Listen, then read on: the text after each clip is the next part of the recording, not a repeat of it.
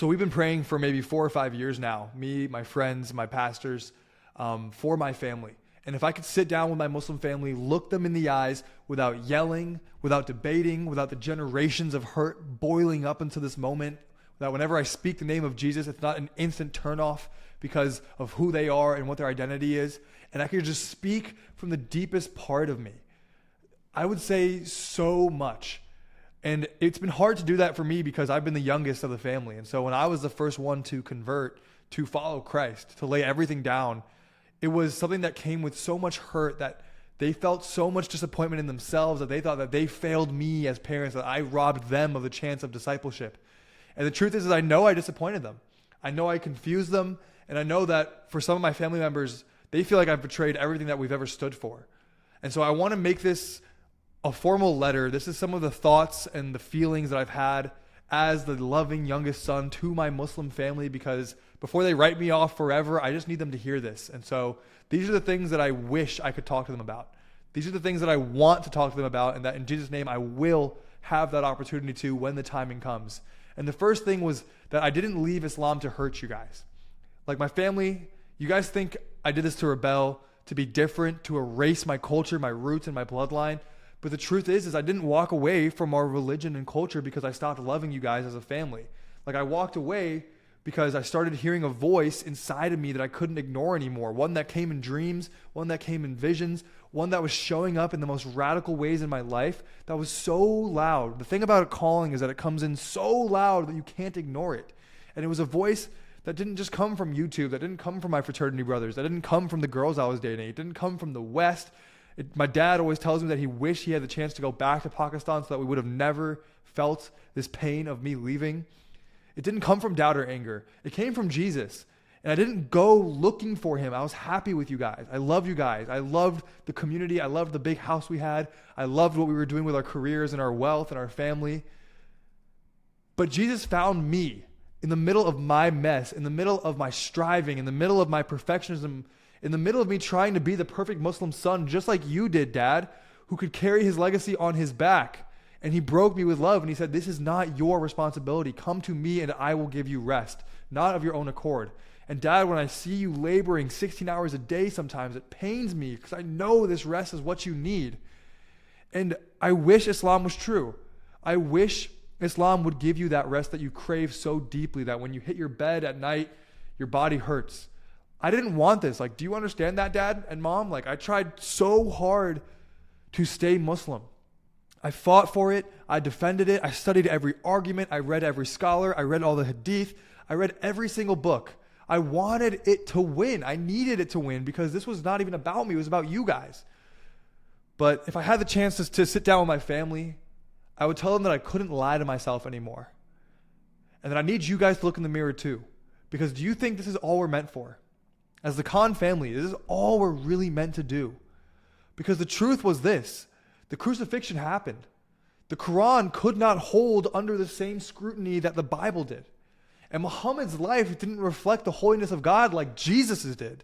It reflected the hunger and the carnal nature of a world and deprived man. And Jesus, he didn't demand anything from me. He gave everything for me. And this God that we're chasing, that we're praying to 5 times a day, that we're fasting in Ramadan to get closer to, that we're going to Mecca to perform random rituals to get closer to, he already gave us everything we needed. There's nothing that we can do to earn his love. And to my family, I know you guys think that I've been deceived here. Like, you look at me now and you guys have been saying I've been tricked, that I'm lost, that I'm brainwashed, that I've drunken some magic potion or pill, that somebody cast a spell on my head. Which, like, if you believe in the Quran, like, why are we going to witchcraft now? That's kind of a whole different story, guys. But, like, if I could sit down on the couch with them and ask them one thing, I would ask them this. I'd look them in the eyes and say, did you think I'd leave everything I'd ever known? That I would risk my family, our reputation, my friendships, my future, my career, just so I could feel more confused? So that I could chase something that this world was trying to impose on me? Because the answer is no. I left because for the first time ever, I didn't feel fear about going to Jannah or ending up in Jahannam. I felt peace. I felt power and dominion and authority. I felt brothers in my life who knew me for who I was and not what I did, who put value inside of me for my heart and my character instead of my worldly accomplishments and my grades. Not just peace like silence, peace like I'd been found. Not by a new religion, not by a person, guys, but like the person of Jesus Christ. And it's not the prophet. It's not the we love him too, not the moral teacher, not the respectful Injil receiver, but the Son of God himself, the prophesied perfect Lamb who would take all the sin that God would put on us and pay for it himself. And at the end of this, one thing I would tell my parents too is that I still love you guys. Like I found a greater love, and I'm making this video because I'm really just trying to imagine myself sitting on our childhood couch with them, pouring into them. And if they gave me just 20 minutes to just talk, to listen. And like, you guys might not want to hear this, but everything I used to chase in Islam, like the devotion, the discipline, the purity, the nearness to God, I found that 10 times more in Jesus and deeper. And I don't pray because I have to. I pray because I'm heard. When you guys see me on my knees blasting worship music in the shower and freaking out during my prayers and inviting my Christian friends over, it's because we're heard. It's because for the first time in our lives, our orphan spirit has been casted off of us. And so I don't strive because I'm scared anymore. I walk in grace now because I'm secure.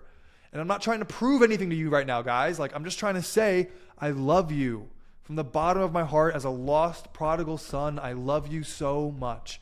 And I miss you so much. And I still carry your faces in my prayers every single night. And I pray for your healing, Mom. The cancer scare that you had that disappeared miraculously. You have no ideas how many times that I've been laying my hands on you when you've been sleeping, praying in the spirit and praying fiercely for you. And I know you don't recognize me anymore. And I know that when you talk to me, it doesn't feel like your 13-year-old son, your Coco that you had. But I'm telling you guys, this version of me is the freest, the most whole, and the most alive I have ever been. And the purpose that I see my mom, my dad, my brother, and my sister chasing so deeply in the world, oh my God, it's right in front of us. And one day I just hope that you guys ask me why. And it's not because I'm here to convert you. I'm not here to win another debate.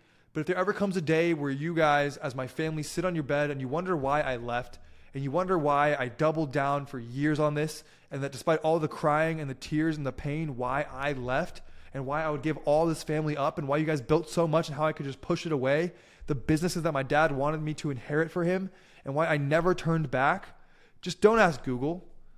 Don't read some parenting book. Don't ask a sheikh.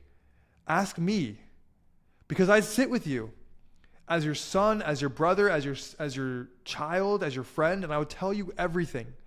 And this isn't to change your mind, but it's to open your heart just a bit more, because that's what Jesus did for me. And he didn't shout. He didn't scream. Dad, I know your dad was abusive too. I know he hit you and he beat you, and I know that you feel guilt for doing that to us when we were younger, but that's not going to happen with our God. He's forgiven all of us and we are made new. He didn't shout, he knocked. And I finally was the one in our entire bloodline to open the door and be like, maybe we did this wrong. Maybe the religion that we were forced to, that when my dad was 4 years old, he accepted. When I was 7 years old, I accepted. Maybe we weren't in a place to make that decision that would affect our entire bloodline.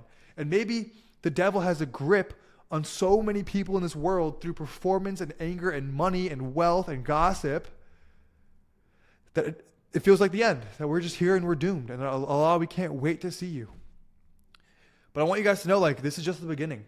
And I pray with everything inside of my soul that one day you won't see me as the one who betrayed the family, but you would see me as the one who finally met the God that we are all searching for.